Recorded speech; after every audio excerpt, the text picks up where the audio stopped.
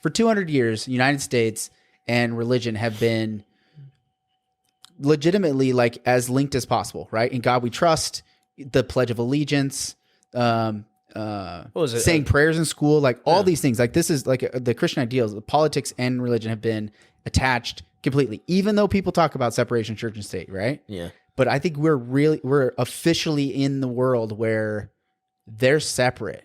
Like the goal to separate the two is almost officially complete. Aside from taking it off our currency and just ignoring the fact that it's part of the Declaration of Independence and the Bill of Rights, it'd be gone, dude. It'd be gone. It would so, be. and this is the first generation. We are the first generation that actually happened in the United States. Well, that's a big deal to me.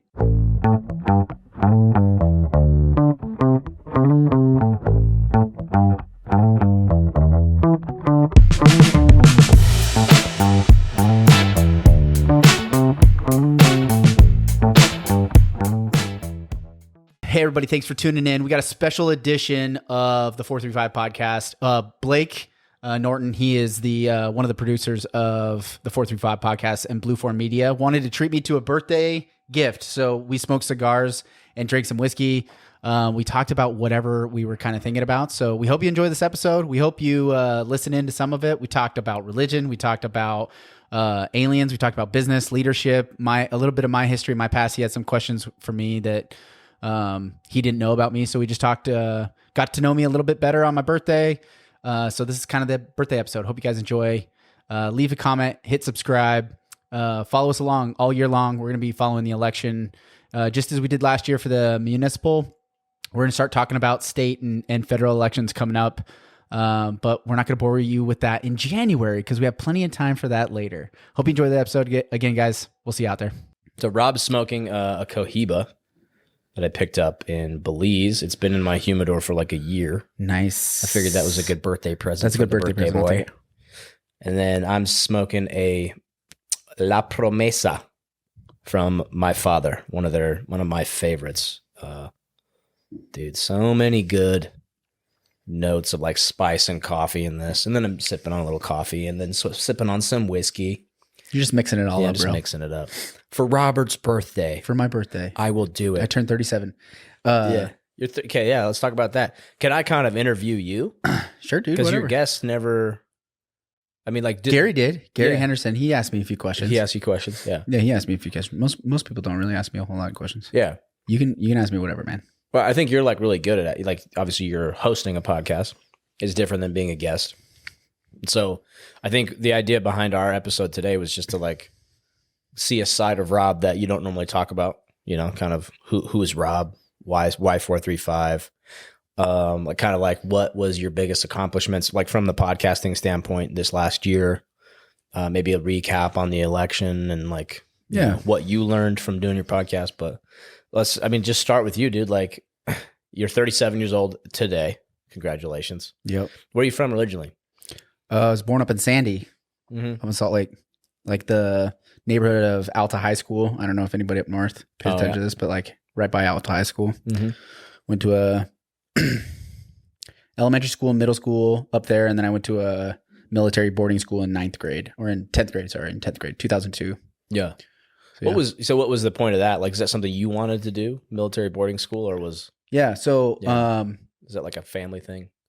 Kind of a family thing. My uncle went to St. Mary's in California for elementary school, and then he went to New Mexico Military Institute for middle school. Well, it's essentially St. Mary's goes through like 8th grade, and then in 9th grade, he went to New Mexico Military Institute. So he went to military school his whole life. Oh, yeah. And so in 9th grade, he didn't join. I didn't join the military either right after. Yeah, which is kind of funny. Most people don't.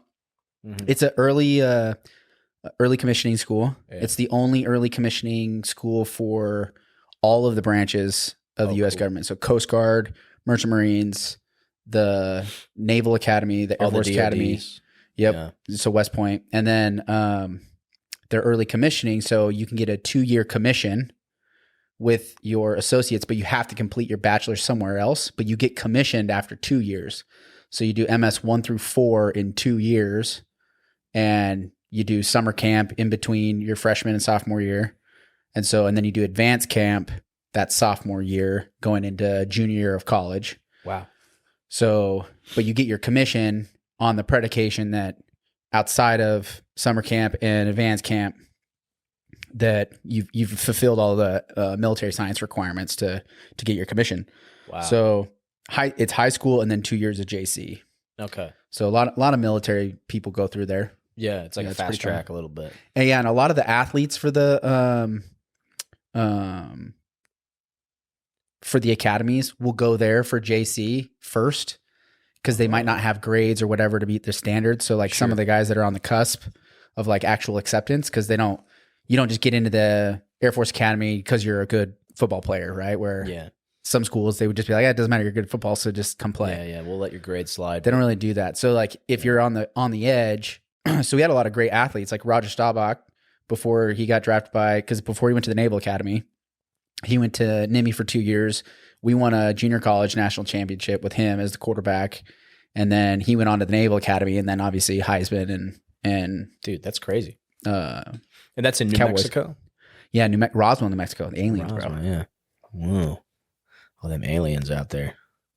That's awesome, though. So you did how many years of military? So that was 5 years. So I did sophomore through senior year and then 2 years of junior college. Okay. Because I initially I wanted to go to the Air Force Academy. And then my grades were okay, but my ACT scores weren't super great. I had a hard time taking like standardized testing and doing good enough. Yeah. But I'll be honest, I didn't finish the application, so I can't really even say if I could have gotten in or not. That's cool though. I mean, what was like? What did you learn from that? Like, do you think that helped shape like the disciplines you carry over today, or? Yeah, I don't know. I think I look back and I see some of my friends who have way more discipline, and they took that with them than I did. I think I got some other traits, some other tools out of going there. But I think like every kid, I think you're going to make do with what you got, like given opportunities. It's one thing to get an opportunity, but it's another thing to like actually take it and run with it. And I think I've habitually kept changing directions. 'Cause like that, like every single day, 7 days a week, for all the time you're at school, every minute is planned for you. Regimented, yeah. It's regimented. So then like getting out, you're like, whoa, I have all these options. I have all these tools in the tool belt, but now I get to decide what I do and how I do it and where I go. Yeah. So I think I just kind of leaned into my ADHD and I was like, oh, I'll do this over here. No, there was no like limit. I didn't feel like I was limited in any way. Yeah. Because I did something most people don't do. And I think generally pretty hard to do. So like feeling like I went backpacked Europe by myself for a month. I just got on a one-way ticket and just left and backpacked for a month by myself and then met my friend, saved 10 grand. But I think a lot of people would maybe overthink that. Like I didn't have a whole lot of money, but I literally just had a backpack. I didn't even have a hotel that first night, which was a mistake. But I was like, I'm just going to figure it out as I go. Yeah. And then I just went. An adventure. Yeah, I just like made like a real adventure.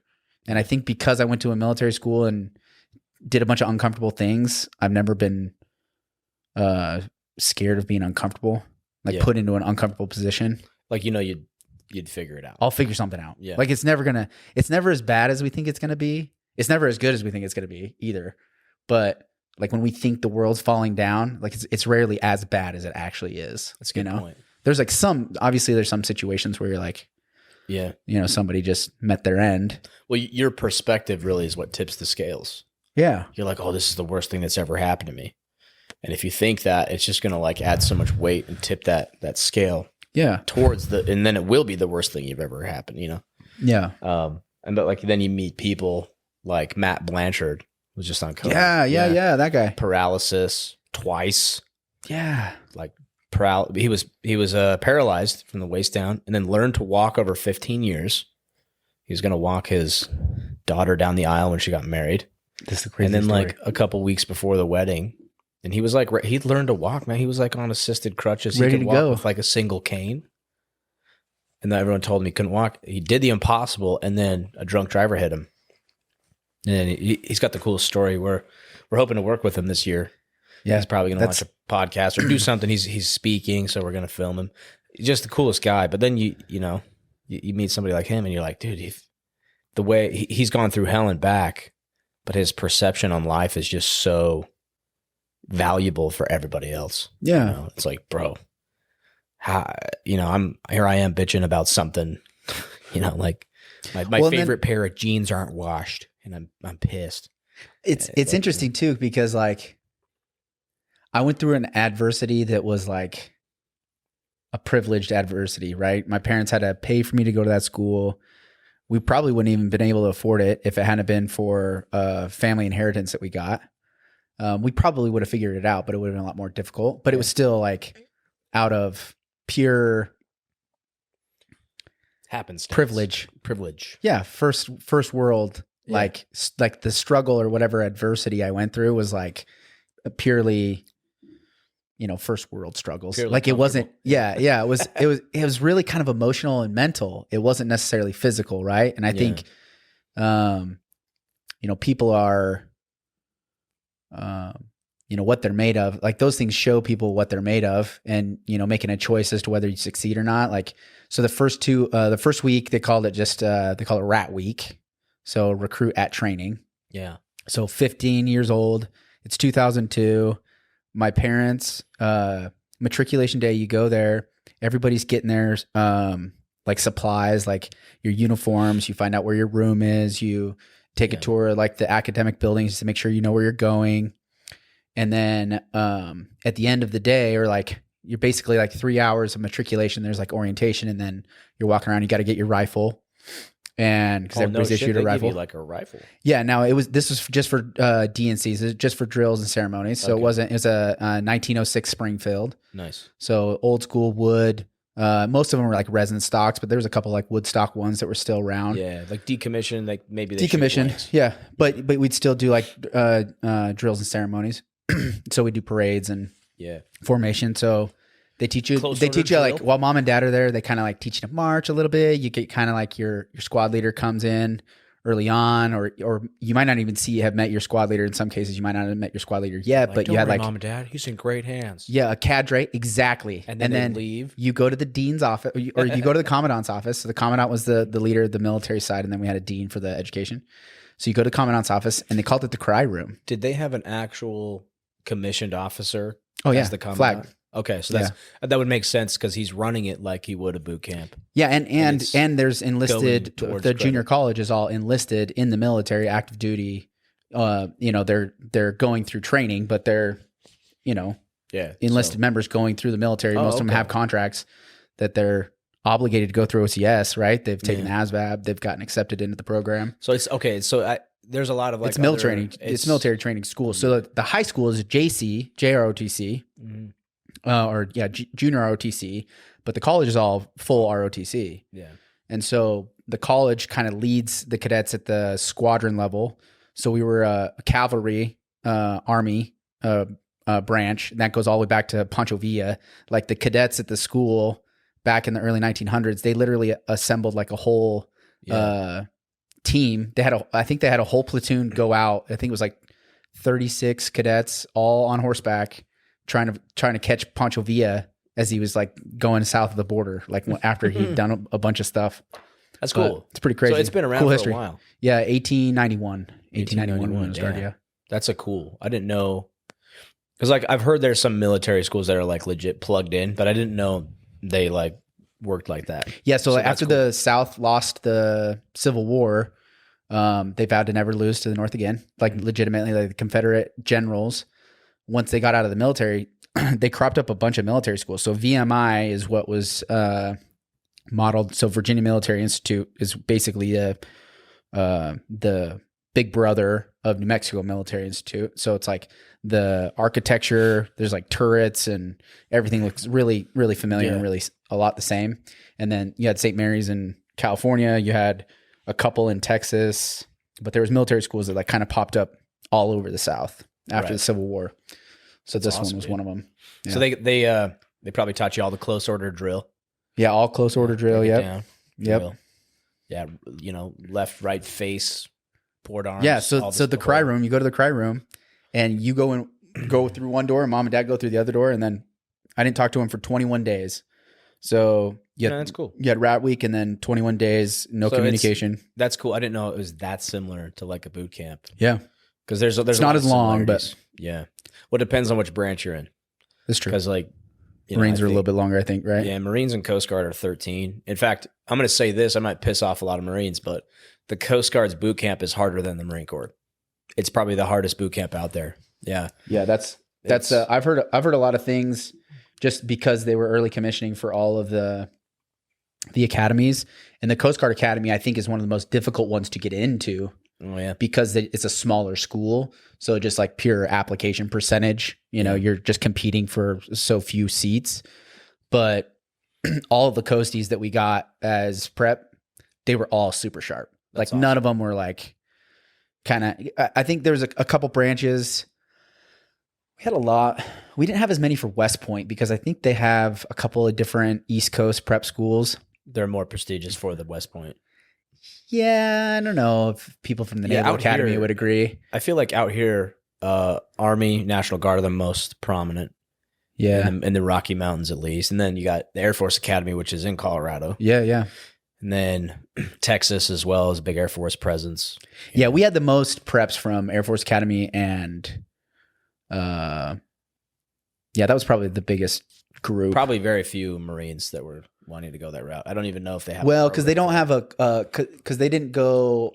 We didn't have a early commissioning for the Marines because it was mainly for the Marine Corps. The Marine Corps. No, we did. They did early commissioning for the Marines, but typically it was because it was on the back of like someone who Navy wanted program to go, or something like that. Yeah, someone wanted to go to the Naval Academy. Probably someone who wanted to fly in the Marines or wanted to do something else. But yeah, they have so many schools in the Marines too, and Special Forces just in general that I think that's probably why we didn't see as many cadets come through there. That way. The Marine Corps is very, very strict about their officers, probably more than any branch. Yeah, a lot of them come out of the Naval Academy, from what I understand. They do, yeah.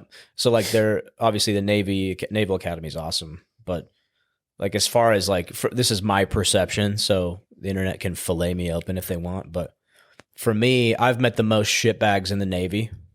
I've met the most capable shitbags in the Marine Corps. Nice. And I've met the most like bland people in the Army and National Guard. Just like my radar didn't even pick them up. Like, yeah. Bong. I'm making a mess over here. I'm like, there is no life forms in this room. I think, and the Air Force is so funny because it's such it's a reflection of the jobs that they do too. Like ultimately, like what the mission of that branch is. Yeah. Yeah. And the term shitbag is such a term. It's a military. Yeah. Like someone says shitbag, I'm like, were you military? Yeah. Prep school or whatever. Yeah. I mean, but yeah. And then I think the Air Force is like, they're just laid back like 9 to 5. Like I had the privilege of seeing the ones that are pretty smart and they're not really all that interested in doing push-ups. Yeah. You know what I mean? Like they're like, well, I could make a robot that does push-ups for me. Yeah, exactly. Yeah. Oh, I need to lift this box. Well, yeah. But like, I wanted to go fly, and like in my mind, it was just go to the Air Force because I wanted to fly, right? It's actually the most competitive place to fly is the Air Force. Yeah, Navy second, and most of the fighter pilots. Like I think there's more fighter pilots in the Navy than there are in the Air Force. I think so too. I might be wrong on that. Maybe we're wrong, but I'm pretty sure. Right. I got my one buddy. So James, he's on the Ford right now. He flies F-18s. Mm-hmm. So he's finally coming home. So they're because they're decommissioning the F-18, are they? No. So they upgraded to the F-18As. Yeah, and then now they have the F-35s. So the Blue Angels just transitioned from the old F-18s to the Super Hornets, so the F-18As, so the Super Hornets. So you just know that like if the Blue Angels are flying them, that's like the second tier. Yeah. But the F-35 isn't air to air, but there hasn't really been air to air since Vietnam anyway. So yeah, like, and they fucked up a lot with the air to air because like they took the machine guns off the Phantoms because they didn't think they would dogfight. Yeah, they thought they would just aim 9 them. Yeah, Sidewinder missiles. A lot of people don't know this about me. I'm an infantry Marine, like former infantry grunt in the Marine Corps, but I love aviation. Oh yeah, I just grew up reading about that and listening to my grandpa talk about P-51 Mustangs and all that. But the superintendent for our school, he was the first pilot of the SR-71. Whoa, shit. Very first pilot. Wow. SR-71. Testing that thing? Yeah. That's so cool. It used to pour, apparently, like it used to, because I remember him telling me a story. It would just leak gas. It would just leak gas all over the runway. Because at higher altitudes, they had to tighten everything up. Yeah. So once it got in the air, Yeah. then, you know, the altitude would make the metal shift and seal So the gas crazy, tank. dude. It's just like bleeding gas Yeah. for hours on the runway. It's just wild. And now we have drones, so we don't even have to worry about any of that. I know. Or we got Chinese spy balloons too. That can Chinese satellites. to We have those satellites anyway. Like we don't need any of this stuff. We have satellites. spy baron. Oh, but dude, that's so funny. But yeah, Vietnam. Then they screwed up the Phantoms. Like all the pilots, they took machine guns or they took dogfighting capable weapons off of the Phantoms. Yeah. And then the MiGs were like shooting them down. Yeah. And the MiGs Well, were- and really like air to air, really, Mhm. they're just those engagements just don't really happen, right? No. And like if we get into They a can. full blown war, conventionally, they can, but they just, I mean, like the do you enemies we've put been picking, we don't. do you put $1 billion into a aircraft platform, knowing and giving it all these tools? The F-35 in simulations lose to the F-15 every time. Every time. Dogfight, yeah. In a dogfight. So the F-35 is completely F-35, worthless I've if you have heard, it. It's like for air to ground more. It's like if you want to dominate and take out air defenses, the F-35 is your bet. Yeah. If you want to dominate air to air, it's the F-22 from a distance. If you want to dogfight, Or the Russian. oh yeah, now we're getting into Russian stuff. Yeah, the Russian, I think, from what I understand, aside from top speed and everything gets caveated with the truth is classified, and so I get left out of all that stuff. But I think most guys would say that the Russian latest fighter jet's probably the closest thing to gen. 22. Yeah, yeah, but either way, like yeah. Like I think it would be a F-22 pilot, like pilot to pilot, like who's the best pilot, right? Like that at the end of the day, it ends up being that way. And like I've heard like the F-16 and the F-18 are just like so dominant in maneuverability, like close dogfighting, right? I think they still teach that, like at wherever they do Top Gun or whatever they do nowadays. Yeah. But I think Top Gun through the F-18. So and then my buddy flies T-38s. He's an instructor pilot for the Air Force in Mississippi. So kind of a few. That's cool, man. My buddy flies a Globemaster for the Air Force. He was in the demonstration C5? team. He's a demonstration team member. Oh, yeah. That's awesome. Yeah. I heard a story from a C-130 pilot. Mm-hmm. Firsthand account when I was serving an LDS mission in Germany on Ramstein Air Base. Uh-huh. And so I got to see as a missionary. I went to the Marine Corps, then went on an LDS mission, and then went back to the Marine Corps. Uh-huh. So the first time I walked onto an Air Force base, I was a missionary, but I made sure I like pressed everything. I thought I was walking onto a Marine Corps base. Couldn't have been farther from the truth, dude. Like you walk onto a Marine Corps base and you're like, if you're thinking wrong, they're like, hey, stop thinking wrong, motherfucker. They'll fix you. Like, yeah, you're thinking about having a wrinkle in your shirt. You're like, what? How did you know? But the Air Force, they were so chill. Yeah. People's like shirts are like untucked. They're like, hey, Tom. Hey, Hank. It's like a fucking haven't colonel. shaved in a week and a half. Yeah, it's like a colonel. I'm like, what the fuck? So anyway, I'm listening to this C-130 pilot, and he said he flew some SEALs down because they can land anywhere. He was out in Africa, and he flew some SEALs out there, or some DevGru, or some other fucking soft team. Threw them out there, and they all just deployed out the back in these like buggies, and they came back with like 6 body bags. And they were like all shot up. A couple of them like had gunshot wounds. They're just like, all right, let's go. And you're like, what am I doing? They flew down. He like landed on a dirt road because the C-130 can do that. He like shits out some SEALs. They had like some other units there giving like a cordon security and stuff. And then these guys roll out and come back. And like, it was like 45 minutes. And they're like, we're taking off again. And his crew chief came in and he's like, dude, these guys are shot up, man. They got like body bags. And they were like cleaning blood out of the C-130 after that mission. Oh my gosh, dude. That's so crazy. Yeah. And that's the thing is, the media does a good job of like hiding most of that stuff, which is interesting. I mean, does everybody need to know every single thing that goes on? For sure not. No, it's all agenda anyway, But it's pretty crazy. That world it's different. And which is interesting because like, I feel like looking back, should I have gone in the military? I think for my personality type, I probably would have been better suited for that. Yeah. I probably should be told what to do. But then now, like I'm ruined now. Like I've been completely. Let me ask you this. Do you have more discipline in a group setting with a team where you're held more accountable, or on your own? Oh yeah. If I'm on my own, I can't leave. And that's why I went. So I ran the Keller Williams office for 3 years. Yeah. And it's they bring in like $1 million in revenue. They have, $1 million expense line. It's a small to medium sized business. And I got, stepped into the CEO role. Yeah. And there was a lot of adversity in the job because it was 2019 and then 2020 happened. And then, so COVID, I got dealt, a couple of challenges that were hard for me to dig out of and like try to figure out and navigate my way through. Yeah. And I just started to realize like, I don't know if I have enough tools.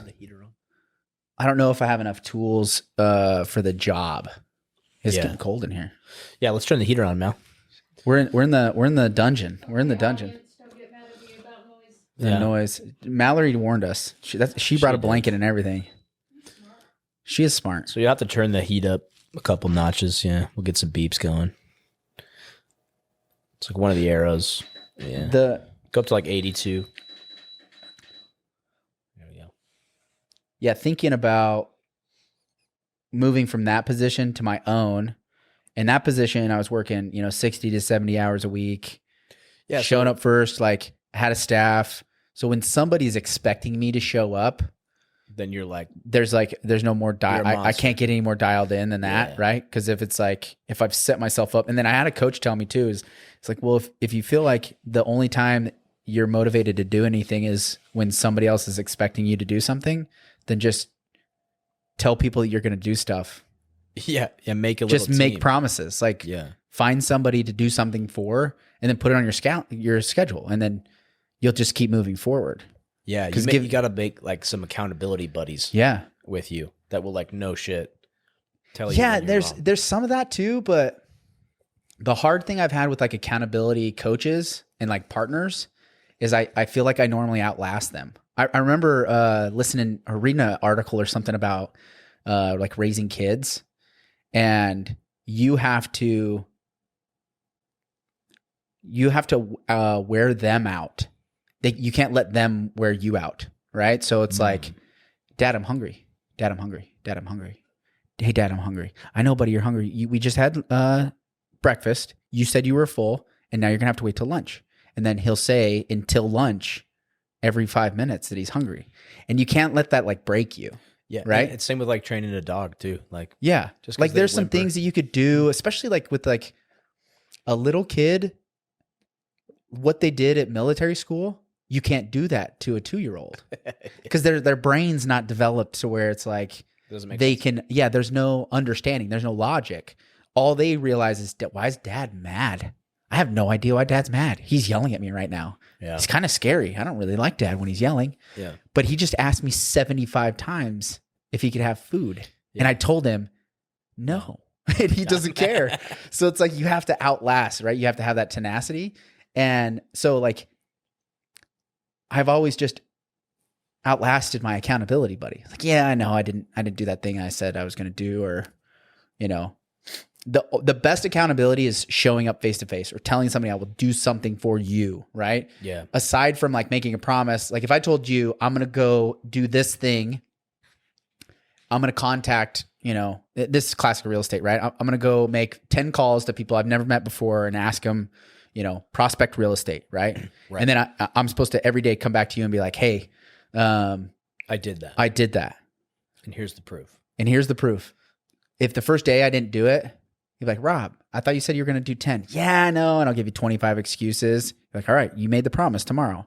You're going to do it. Right. All right, I'm going to do it. And I'm committed. Yeah. But something will come up and then I won't do it. And then I come back and you're like, Rob, did you do it? No, I didn't do it. What kept you from doing it? You could yell at me and I'd be like, all right, okay. I'll do it again tomorrow. It's fine. But I know that it's not the end of the world. You're not really committed to my goal. I have to be committed to my goal. Yeah. If I'm not committed to my goal, you just stop asking me.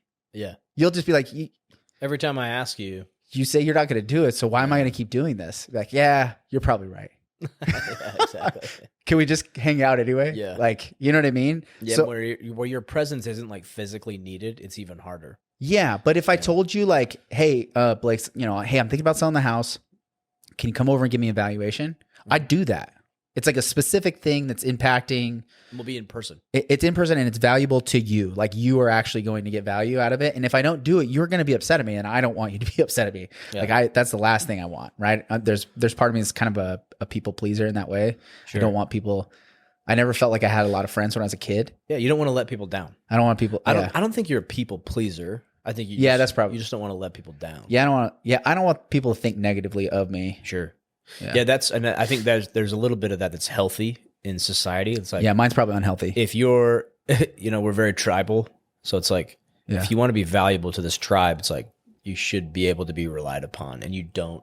Like a lot of veterans, and I'm, because you have that mindset from military school, but it's like a lot of vets, it's like it's all about the camaraderie, the brotherhood, Yeah. never leave a man behind kind of thing. So Yeah. my biggest fear is like letting down my bros, right? In Yeah. that sense, like if I check a corner late, or like, in a combat sense, if I don't reload fast enough, or I don't communicate well enough, or I don't check my equipment and I'm missing a star cluster flare that happened to me on something, I put it in the wrong pocket haphazardly, and I didn't secure the pocket, and I'm missing a huge element of command and signal to like tell our machine gunners to shift fire so they don't Yeah. kill us. Yeah. And I'm like, It's a I'm like, machine that's ugh. working, and you're like, if I break down, I impact all these people that I really care about. That's where I'm at I know I'm at my best, Yeah. because I know people are relying on me to be that person to show up. yeah. So Do you find leadership easy then in those situations? If you can, like, if you get put into leadership, does that help? Do you wear that mantle well? I don't know. Yeah. I think people would tell me. I think I've been told most of my life that I was a leader. So there's rank, so you get promoted, Sure. and there's a little bit of favoritism, a little bit from like the adult staff and the promotions, because it's the team leader adults that are kind of overseeing a lot of the cadet. Yeah. But for the most part, the cadets ran the core, right? We ran all the operations, everything, right? But when it came to promotions, it always ran through some of the adults. Yeah, sometimes it's a popularity contest. So sometimes it is, right? Yeah. But a lot of it had to do, 50% of it was weighted on your academic performance. And then 50% of it was weighted on your actual performance within the core, right? How many tours you marched, like, did you get in trouble? So like a tour was an hour on Friday night or Saturday during the day, where we just took our rifle in our full BDUs and we walked in the quad. We just walked around in formation. So somebody was a squad leader to keep the cadence, left, right, and right turn, left turn. And you had a squad leader walk you around the box. And one tour was 1 hour. So you could get 3 hours done in, maybe it was 4 hours. It was 4 hours done on a Friday night because it was right after school. So you do 2 hours of PT, so that you full BDUs, and you go do PT for 2 hours. It was like an hour, and then like an hour of like formation, like a little bit of formation stuff. And then 2 hours study hall Friday night. And then you had to go straight to your bunk. You go straight to the room. Yeah. So then on Saturdays all day. So after 12 o'clock, because we always had something in the morning, from 12 o'clock till dinner, you were marching tours if you got in trouble. So some people marched a lot of tours, and then some, like James, my F-18 buddy, he never marched a single tour, even though we sabotaged his bedroom senior year, and he for sure should have walked tours. But he went to and I hope he's listening, but he went to the commandant's office and pleaded his case and didn't have to march tours, blamed it on his roommate, and got out of doing the tours, when his roommate knows that he is equally What a sly guilty. dog. No, he just didn't want, he wanted to go his whole 4 years. He was a straight A student, Without a never tour. got a B. He wanted 0 tours. He wanted nothing on his record. And he was like ruthless about it. James Haley, you hear me, bro. I know you should have marched those tours, bro. Your room was dirty. There was trash in your trash can. And he should have marched tours, and he didn't do it. He's But like, look who's flying F-18s now. Or I know, whatever he's yeah, flying yeah. in. Yeah. That's funny. But that's kind of like the environment, right? So go back to your question about leadership. I think because ended up being a squadron commander, so there was 4 squadrons, and then the regimental commander that in charge of all the cadets. So that about 1,000 students. So my squadron was like 240 cadets my sophomore year. So I was one of the higher ranked. Like I think of it, it's like not all that impressive. Truthfully, like it's not that big of a deal. Yeah. But thinking about like, have I been a leader? I've always been called to be a leader. It's like one of the people in charge, right? Not a supporting role. I've always been kind of the one that's like, hey, Rob will do it. Like tell Rob to be the one in charge. Yeah. You know what I mean? It kind of gravitates to you a little bit. Yeah. If in the absence of like, if somebody's looking for a volunteer and I'm in the room and nobody's raising their hand, like the urge for me to raise my hand, I'll be like, that was my next I'll question. do it. Okay, I'll do it. Oh my gosh, you're right. Next question is, if you're in a setting where maybe like you're planning an event or like, initiative needs to be taken. Yeah. Are you the guy usually that takes it? Yeah. Yeah. And I find that's a very similar trait that a lot of military guys have. It's like, I don't want to let the team down. Yeah. And I'm willing to do whatever the team needs. If somebody else is taking the initiative and like they need support in this way, like I'm the guy. Yeah, tell me. You tell me what to do. If no one's taking initiative, you're like, I guess I'll do it. Yeah, I gotta go. Yeah, I guess I'll do it. Yeah. Yeah, you're the idiot that's volunteering. Yeah, so that's why I'm like, I guess I've had a lot of opportunities to be a leader in a lot of ways. Am I good at it? I was a restaurant manager for a while, and that was the biggest check to my ego on leadership was running a restaurant. Half the staff, English is a second language. This is California. If you didn't know restaurant Spanish, like you weren't gonna get anything done. Like stay out of the kitchen, right? Like don't ask for anything. But like learning how to like speak and command and control, right? Like what leadership is getting somebody to do something that they otherwise wouldn't naturally just do, right? Like I think that's probably a fairly good definition of leadership. Yeah, it's like getting people to act in a way that their natural status isn't meant to get them to do that. And or like, it was the hardest in a restaurant, dude. Towards like so a common goal, a vision. Yeah, exactly. Yeah, and most of the time, like in the restaurant, it was just like a single. You're like, this is just the one shift. We're just getting through dinner, everybody. Can we all just get along? Yeah, I need a side of fries. Can I get a side of fries? Don't ask me what table. I'm the manager. Out of mayonnaise. Yeah. Table 5 needs more. I don't like the way he asked me for that pepperoni pizza that has been 25 minutes, right? Yeah. Like, I am sorry that I said it in a way that didn't make you feel warm and fuzzy inside, but give me the pizza that's in the oven right now and stop doing anything else you're doing. That's the most important thing. Dude. I'm going to give you priorities. This is your priority. And they just look at me like, who does this gringo think he is? I'm not going to give him that pizza. Like, I had such a hard time earning the respect of the kitchen staff when I was a restaurant manager, that was the most challenging. Yeah. That was the most challenging. I can relate to that, man. But did you have a hard time? Like, do people think you're abrasive when you're in leadership? Oh yeah. Yeah. Same. I think I would have said up until probably about 5 years ago. I think when you ask somebody what their initial feeling was when they met me, arrogant, and the times I've been called an asshole are just like so many times. I wear it like as a badge of honor now. Yeah, I had to stop doing that because I think for a while I took that badge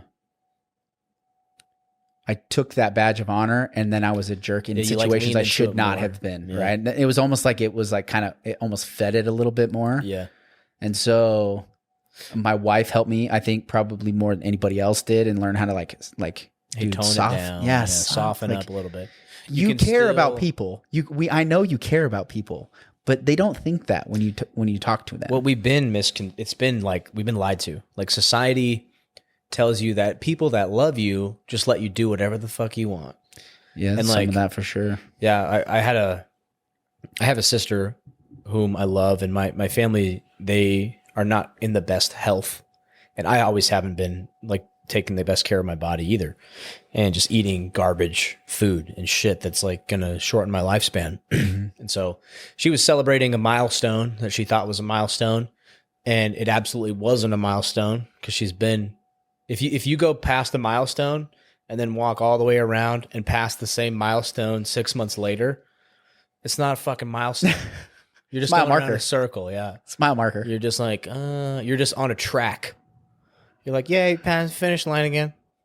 You're not anywhere new. No progress has been made, right? Yeah. And so I let my sister know, rather sternly. I was like, hey, that's really nothing to celebrate. But I was like, here's some things that will help you. How old's your sister? Oh, she's like 26 and she's got a kid. She got 2 kids. And Oh, your big brother. Your big brother. yeah, I'm big brother. So I'm like, hey, that's cool, but like, it's also not cool, right? Like, because you were there, you passed this milestone last year, Yeah. and your health hasn't improved, and this stuff is going on. And so, And she's like, "Thanks, Blake. yeah, Blake, thanks for just so she got pissed, giving me a hug." and man. then I was just attacked all night. Like, how? And I wasn't like is super classic. abrasive. I was just like, hey, Stace, that's cool, but like, is that really that? just want to good, give you a dose know? of reality. I'm like, hey. And then got to thinking about it. And Mal, my lovely wife, she's like, man, you're so mean to your sister. I'm like, it's because I actually give a shit. I think I love my sister more than anyone in my family because I have the balls to do something like that. I have the balls to tell her, hey, that is not good. Like your efforts, I'm not going to give you validation so you can keep passing that milestone for the next 10 years and then have health problems Yeah. and then not be a mother to your kids, Yeah. And that's a little bit of an extreme example, but the way the health is trending, something. So I'm going to speak lovingly and bluntly towards people. And if they can't take it, I can definitely soften it. I can keep my tone down. I can express it better. I can articulate better. But I'm still going to like say the things that need to be said. We were playing It's different. we were playing Uno Flip card game, like my family. And we get pretty intense. Oh, yeah. I think I have historically driven the intensity level of any game that we're playing. You're an as a intense family. guy. And so there's moments where I'll say something, and it's funny because my brother-in-law, he's an A-type personality, but he's also really calculated and analytical. Yeah. So he just he moves fast only when he needs, like when he absolutely needs to. It's calculated speed. Yeah, so he comes across as aloof and like aloof, maybe not the best description. Laid back, like nothing super serious. Like everybody just take it easy. He's like a super villain then, dude. Oh yeah, and he's like 6'7" and he's bald. And he'll say that he listens to my podcast. I know he doesn't listen to the podcast, but he's so brilliant. He's probably one of the most brilliant people I've ever met in my life. And he's about 10 years older than me. And so we're playing cards, and he's like, you could have just said that a little bit nicer. And it was just such a like, I didn't expect it from him because he's not normally the one to like correct, right? He's not the one to bring any intensity or any he's like not gonna snap at you. he's not, and he's just not really critical of anyone. Like he's always like, no matter what the situation is, he's like just tries to make a joke of it or keep it easy. But as soon as he said that, it was like such a switch for me to be like, just chill out, man. And it was weird how much of an impact he had on me and just that one liner. Yeah. But the rest of the night, I was calmer. Like I legitimately was like, oh yeah, I don't need to get so intense about like stuff like that. Yeah. And so I think of like going back to this like leadership, like I'm not good at it. I'm not good at it because it's in those situations, like taking your sister, for example, like my sister, and I'm not going to tell the whole story because it's long and the reality is I did that almost the exact same scenario with my sister. Right. Yeah. It's like, I just want to tell you, I just want to be honest with you about like what I really think about where this is going to head, like down this road. And I really don't want you to feel like I don't believe in you. And that I don't think that, there's not great opportunity in this thing that you're wanting to do, but this is how I think it's going to go. Right. And then it doesn't feel good. Like at the end, or it's not like this, sunshine and roses. And so I had this conversation recently, but I think back when a while back, I would have approached it a little bit more aggressively. Like, that's a stupid idea. Why would you do that? Right. Yeah. I'm like, well, I'm just telling her what no one else is saying. Yeah. But it was like this, it was almost whiny in the way that I know that I set it up, like thinking back at what I said, but I wanted to make sure she knew that I was coming from like a loving place. Yeah. And so I think there's been some growth in leadership there, but it's like, telling somebody something that they're not going to want to hear, but getting them to receive it in a way that's going to have them act differently. That's real leadership. And I don't know if I'm there yet. I think I got a lot of time left on that. I think it's probably one of the most crucial skills to leadership. Yeah. Is being able to break bad news or speak bluntly without offending. Yeah. And of course, everyone can take offense. Like, you could say something the most eloquent way. You could use all your skills, and somebody could still decide, like, I'm going to be offended about that. I think too, like, thinking of all like the different leaders, because like as we're talking about this, I can't help but think of the. I've read a couple bios on Elon Musk, because there's like 2 authorized. So Walter Isaacson did the last one, and he's just a big ass jerk. Yeah. He's just a jerk. But the way he's built is that he leads by like pure example. Yeah. And his brilliance attracts a certain level of obedience to the people around him, because they see him as being just so exponentially better at so many things that you're almost just in awe of him. And so no matter what he says or does, you're just like, I want to be close to the orbit of this extraordinary human. And I think for most people, you know, the 90%, everybody else, or 80%, right? Everybody else, leadership is like this trait, because you're not exponentially amazing at anything, right? You're like marginally good at leadership, but it's like 1 in 10 people are probably pretty good in just naturally in leadership, right? That's not that great of a number. Yeah. So the skill sets required to become a great leader when you're not intuitively brilliant about a given thing is super hard, right? So like there's these exceptions, and I hear there's like people, I don't know, there's a lot of people that claim that they're leaders and want to teach about leadership, but I don't think there's very many, and actually. Of course, I don't think nobody really knows, like, behind closed doors. I'm sure there's some accounts where people have been rubbed wrong, especially by Elon Musk type. But or in the book, man, it talks about how much of a freaking jerk that guy is. Like it's about his vision and where he's going, and he's going to say it exactly how he feels when he's going to say it. I've gotten pissed at people that I was in leadership over. It could be something dumb. It's like a freaking rec ball team or something. And if I'm the captain, this is a bad example, but if I'm like, it could literally mean nothing. But if I'm in leadership, I usually find myself having conflict with people that just disagree on a philosophical level. Mm-hmm. Like a can-do attitude. Like if I'm like, we're going to do it this way, and someone's like, it can't be done. Like, that's the type of guy that Elon Musk is like, fuck you, get out of here. Yeah. You know, it's like, you said it can't be done. Get out of here. Yeah. You don't belong here. I listened to a clip, Gary Vaynerchuk. He was the first one to tell me, he's the first one I remember in understanding leadership to say hire fast and fire fast. Yeah. I'd always heard like hire the right person, however long it takes. Yeah. Hire the right person. Because over time, like you're going to get, when you hire the right people, the amount of work and energy that you're going to need to expend is so minimal, right? Yeah. Just hire the right people. So most of the educational, or most of like the books and stuff that I had read, or people that I had heard talk about that, right? It's like, hey, let's talk about how to have a really good interview. Let's talk about what are some traits that people will have on their first interview versus their second interview. And then, learn a little bit about their private life. Like really do your due diligence, right? In hiring, and that'll pay off. And then Gary Vee's like, no, just hire really fast and then fire fast. And then he tells this story, this clip just the other day. I think I saw this one. Where he's lost like hundreds of thousands of dollars. He's like, I thought I had the perfect guy. It was less than a day. The first day, I fired him on the first day of work, where I put all this money and effort into hiring the right person, and I fired him the first day. Yeah. And I can't help but think it's that moment, right, where you're in a meeting and the guy's like, oh, yeah, we tried this at this last place I went, and it didn't really work. Well, good for you. See ya, dude. Yeah. Great story. Thank you for participating in this meeting and doing absolutely nothing but just take all of the wind out of the sail. Yeah.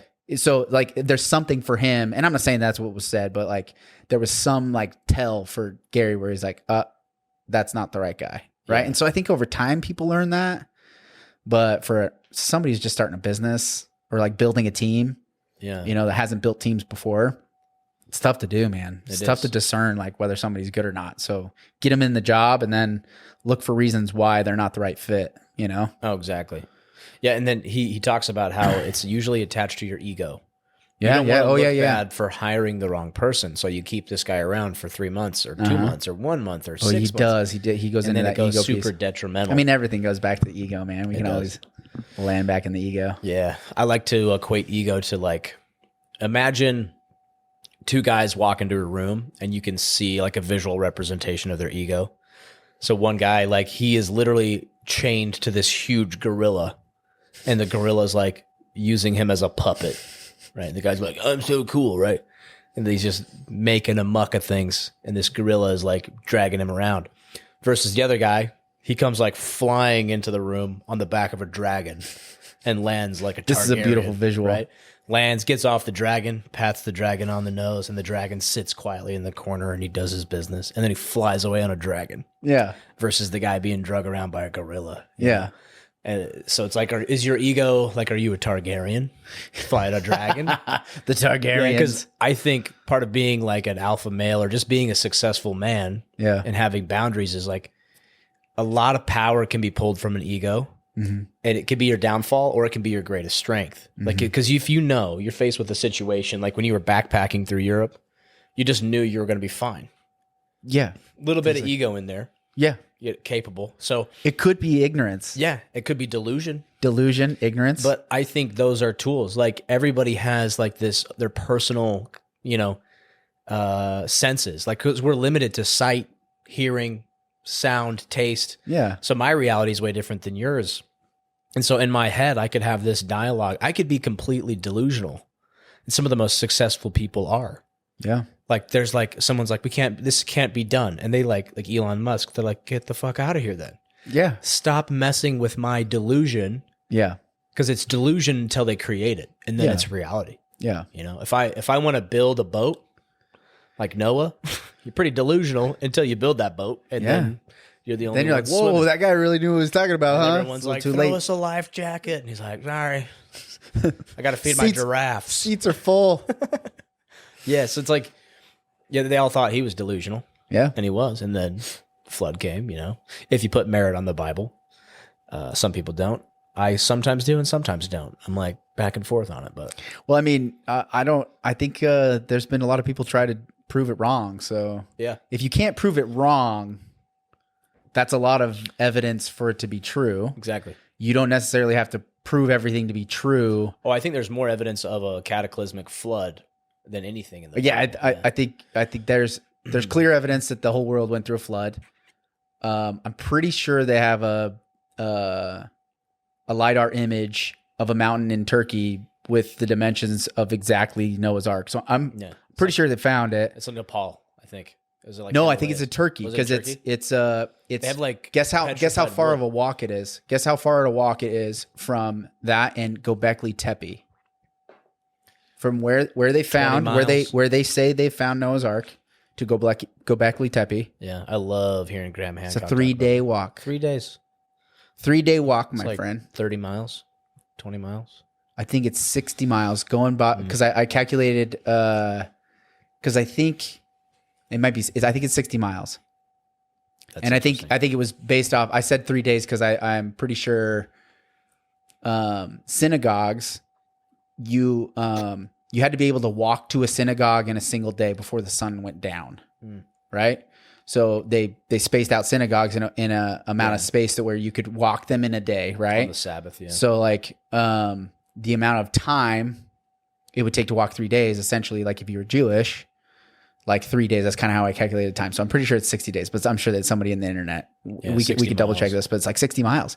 And I was like, dude, it's crazy. You have this interesting. huge megalith that goes from hunter gatherer to all of a sudden agricultural. It's almost like somebody got dropped off there and started farming. There's an interesting in the Turkey, what do they call it, the Fertile Crescent right there, I think. Uh-huh. Yeah, like Constantinople, Turkey, all that area. It's so ancient. And there's so much interesting because that's the first like earliest record of agriculture was Yeah. in Turkey. Yeah. Like all of a sudden mankind just like knew how to make grain. Yeah. Popped up in like one generation. Yeah. And it's hard because like all that stuff deteriorates over time. It's hard to pinpoint, exactly what timing is. And that's the thing. I think people get wrapped up in like Genesis, like God created, the heavens and the earth day 1 and, day 2, day 3, day 4, and then, day 7, he rested. Right. Yeah. And they're like, oh, well, that couldn't possibly happen. So if that could possibly happen, then can't be true. Have you seen the old school Bibles from like the 1700s? I have one from like 1890, but that's as far back as I got. Like before, I guess when the King James version came out, there was like a lot of changes or something. I can't remember, but there's like 1,700 Bibles that say the Sabbath is actually Saturday. Yeah. Sunday's the Sabbath. Yeah, the Sabbath in the Jewish culture. Yeah, the Sabbath Saturday. Yeah, and I think that might have been like the Nicene creeds. I'd have to look at it when they changed it. I don't know. Yeah, the church has gone through. I mean, the church really, like if you go to the Book of Acts, the church was, Paul writes about how the Corinthians and the Philippians and the Galatians and all of them are struggle right out of the gate. Yeah. Because all over the place. You see a miracle, like you see something something amazing that happens to you. Yeah. You probably, people witness miracles all the time in their life, right? Yeah. Where like this fundamentally changed my life. How quickly do they forget about it? Yeah. Or they're like, how quickly, like if you and I saw the same miracle, but just where you were standing versus like we would have different perspectives. Different perspectives on it, so right? So you go out and you start your society and mine, and then we're like, and it's kind of funny because I think all religions are tied to some very similar events. Yeah, we're predicating everything on the fact that what was written down is a perfect representative, a perfection, right? Yeah. And if I'm a almighty creator, right? I can do anything and know everything, and I'm fully omnipotent, and I'm a god, right? Yeah. And I want my message to last. It doesn't matter how stupid these creatures are, I'm going to make my message last, right? So in my mind, there's validity to that. But if you just look at the story of Peter, and he literally walks out on water with Jesus in front of him, who's also walking on water. Yeah. And while he's walking on water, he has doubt and faith that he can't keep walking on water. Yeah. And the guy who's walking on water is standing in front of him, and he starts to sink. Seconds within having pure faith and belief in something that's real and doing something that your mind isn't making sense of it in reality. You're doing it. You convince yourself that you're not doing it. Yeah, he's and you start to sink.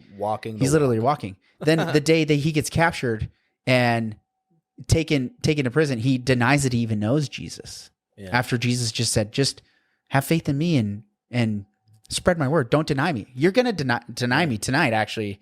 He's like, no, I would never do that. Yeah, and I think... And he immediately does it. Dude, that's a really good point, because I think a lot of people, like, there's microcosms of that in your life. Like, yeah. I had a recent conversation with somebody, and I felt like I had to remind them of the times I did have their back. And they had forgotten. Yeah. I'm like, you don't remember that one time? Because I was accused of something. Yeah. And I'm like, you don't remember that one time where like we were there? I was there for you. Like, you don't remember that? Yeah. You remember that one time when we like stayed up late? We talked it out. We did that. And, we walked you literally off the edge. Do you remember that? Like, yeah. Oh, yeah. You remember that time like I sent you like $1,000, just on a random day like that you needed? You remember that one time, and he's like, oh my God.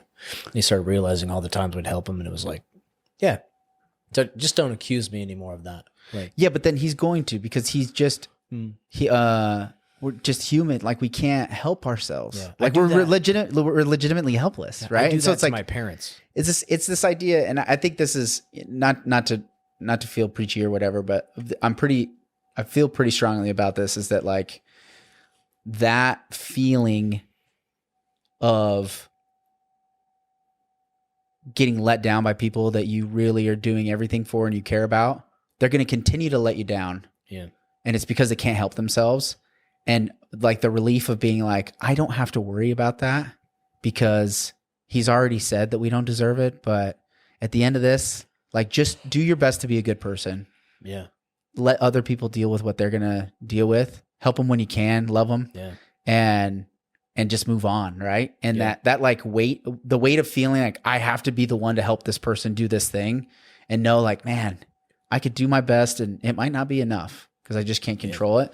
That was the feeling that I had. Like, that was like the weight lifted off my shoulders when I found my faith in Christ. Like when I found my faith in Jesus, dude, that was when it was like this just huge weight, just being like, you don't have to be perfect. You don't always have to have the right thing to say. You don't have to save anybody, right? You don't have to.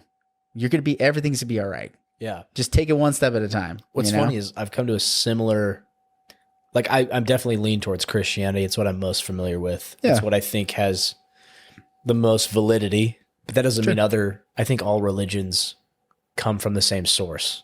Yeah. And that's from just From my God, personal dude. studies. Yeah. It's all everything points to him. So he's like, Yeah. I'm gonna find a thread of me in all of Exactly. these things, right? Yeah.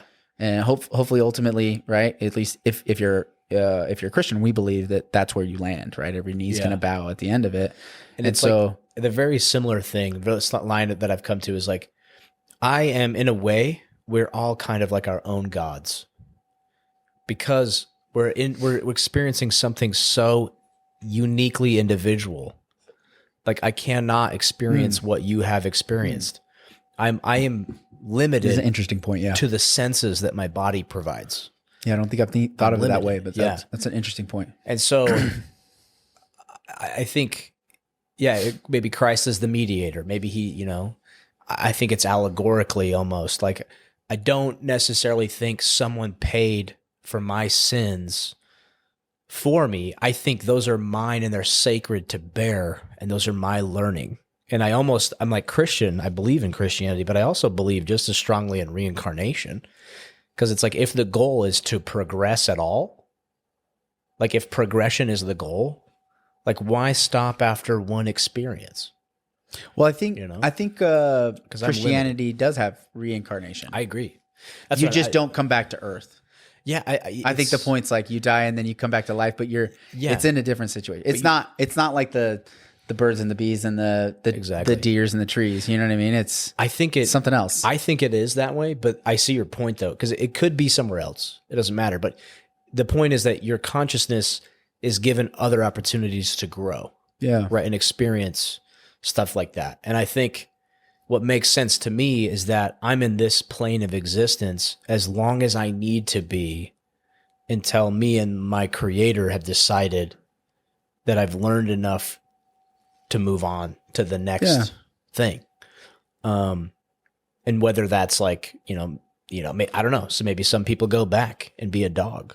There's like so much weird evidence of like people. Why is that dog looking at me? Exactly. Why is he like looking at weird me like he things knows and, me? There's evidence of reincarnation, like somebody knowing something that's impossible for them to know, or visiting like a 2 or 3 year old kid being like, I grew up here. And they're just driving by a park. I don't know. I have a like, 2-year-old and he says stupid stuff all Yeah, the time. I know. Where you're like, where'd you get that from, dude? Yeah. But there's some interesting cases that have been documented like that. And it's like, it makes you go, I want to be a Christmas tree. wait a minute. Oh, Yeah. do you? Yeah. You want to be I a was Christmas a grasshopper right here. And then I was a mouse over there.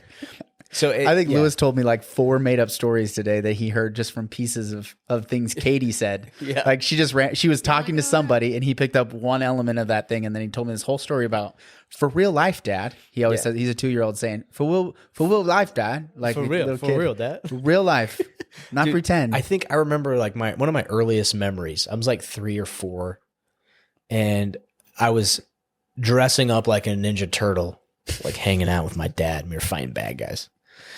But I remember Lewis like, thinks he's Michelangelo. He's wearing Michelangelo jammies right now. Right now. Right now. That's He's like, my guy. I'm Mikey, Dad. I'm Mikey. That's my guy, dude. Okay, buddy. And so I remember telling my dad, like the first lie I ever told was like telling my dad that like I met the Ninja Turtles in the backyard for real. For real. And I was like trying to convince him, and he's like, I don't think that happened.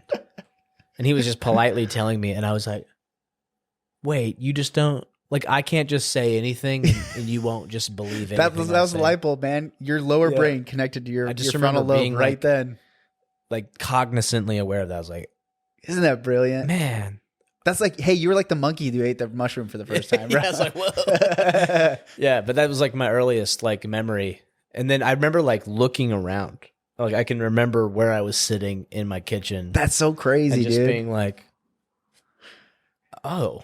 Like There's a couple of books that I've I'm read here. that like talks about this like the development, like progression from like the lower brain to the upper brain, and like just like self-awareness. Like an awakening kind of, or like when Yeah, your it's like awareness this. is- It's like is born. logic, like your logical reasoning, and it's like just like connecting the back to the front, right? like The activates. brain, Yeah. and it activates, right? And it starts as a baby, right? And they just have like the brain, the like smallest part of their brain stem is firing off, right? Yeah. And just multiplying and moving forward into the front of the head, right? And so I read this book, listened to it. I didn't read a book. I was listening to it on what are we Audible at kidding? 2x We don't speed, read. maybe 2.5 speed. I don't know. I had to go through it 4 times, but so I'm listening to this book with my wife, and dude, the light bulbs are going off. I'm like, oh my gosh. You're like, that's why that You can't memory- yell at a 2-year-old because they don't get it. They legitimately just functionally their brain cannot understand. So no matter how much you yell, you're not teaching them anything. Yeah. And I'm thinking of the time where I'm getting like this first sergeant like yelling in my face, and I'm like terrified. My parents are 13 hours away. I know nobody in this little town. I don't know any of the students, completely just ripped out of this comfort zone and dropped into this military school, and he's yelling at me to do push-ups because I missed dinner, and I had no idea I missed dinner. I fell asleep. Yeah. And I wake up, he's banging on my door, and it's like 7:30. He's like, what the fuck are you doing? Yeah. And I'm like, I don't know. I had put away all my stuff in the wrong place because like it's military school. Like your socks go here. They're folded like this. Your underwear goes next to it in a square, 4 inches by 4 inches. Your shirts go next to it, 12 by 6, right? Like Yeah. I had like my clothes were in like my desk drawers and stuff because I had no idea. I got back to my I'm gonna room. Unpack. I'm just gonna unpack. But I went back to my room, but I was like nervous because I didn't know anything. And I thought I was done for the day. I truthfully did.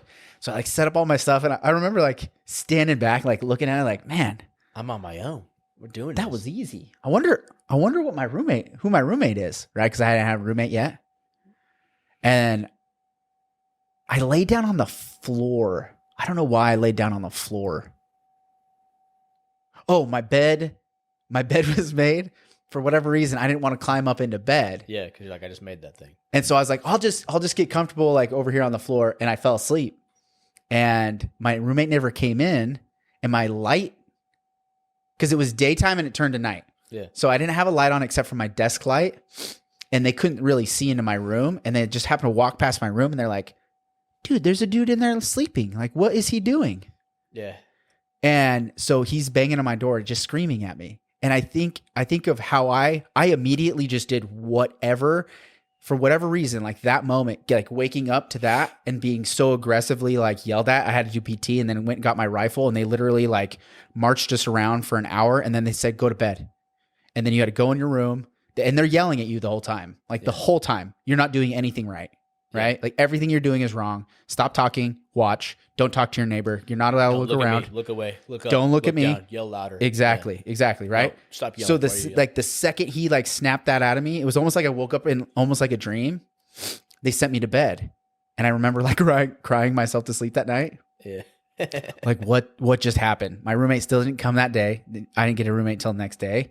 But the next morning, because you don't have alarms, you don't have anything. The next morning, they're playing Rammstein in the speaker PA system at like full blast at 5 a.m. And they're banging on the doors. Get the fuck out of bed. Yeah. Get outside. And you go outside, and you immediately get in the front lane rest, and we're doing push-ups. It's 5 a.m. It's dark, freezing cold, wet, and everybody's yelling at you. All the cadre are up, ready to go. And we went for a 50-minute run, and then we did push-ups and sit-ups, and then we went to breakfast. Yeah. But like from that moment on, I was just like a robot. It was almost like they just plugged me in, and now like I wouldn't argue with them about anything. Mm-hmm. And for 21 days, I just did whatever they told me. But thinking of my son, like, you just get stern with them. You like look them in the eye and tell them exactly what you want to do, and they're going to do it. And they're just like, la, la, la, la, I don't know anything. Yeah. They're just dumb. It doesn't work. So, yeah. It's so funny. It's like we're almost meant to be governed like that. Yeah. And that's where I think like the true awakening is when you're just like, you're able to take accountability for your consciousness. Like this, no, this is who I am. This is what I'm going to do.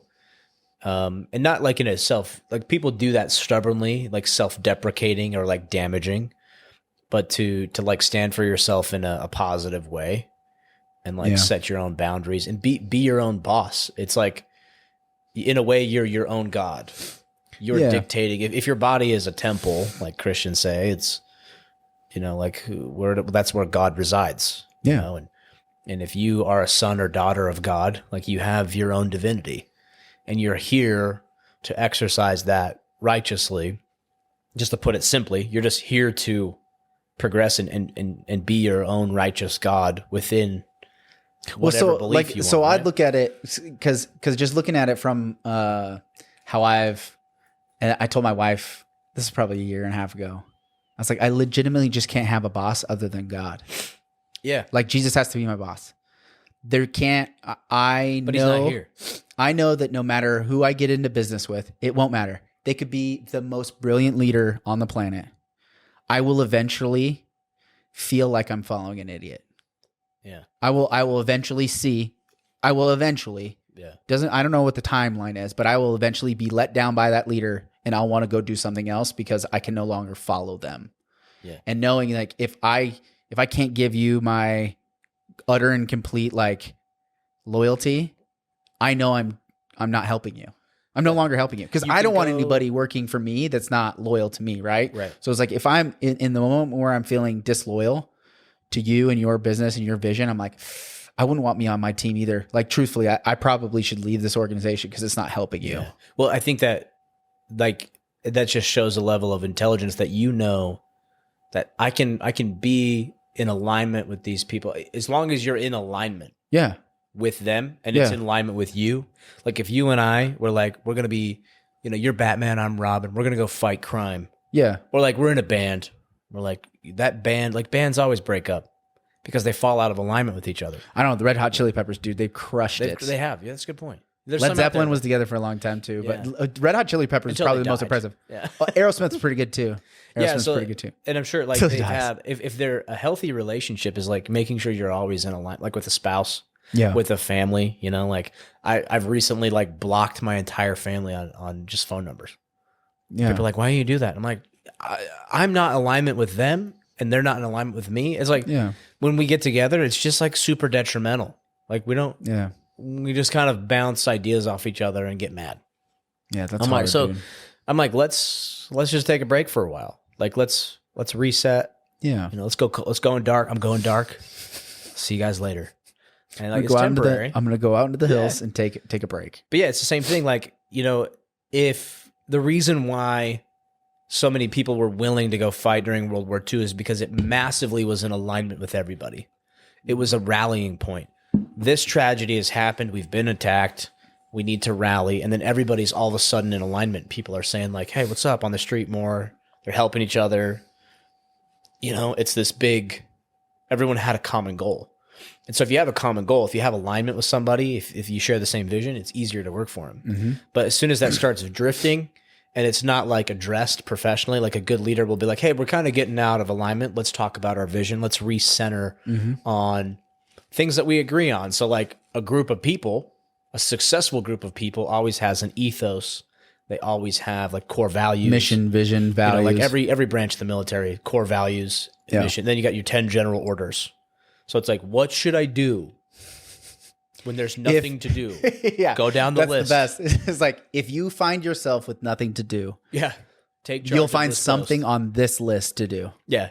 These are your expectations. If like that was military school all growing up. So like thinking about that, it's ingrained into just who I am, right?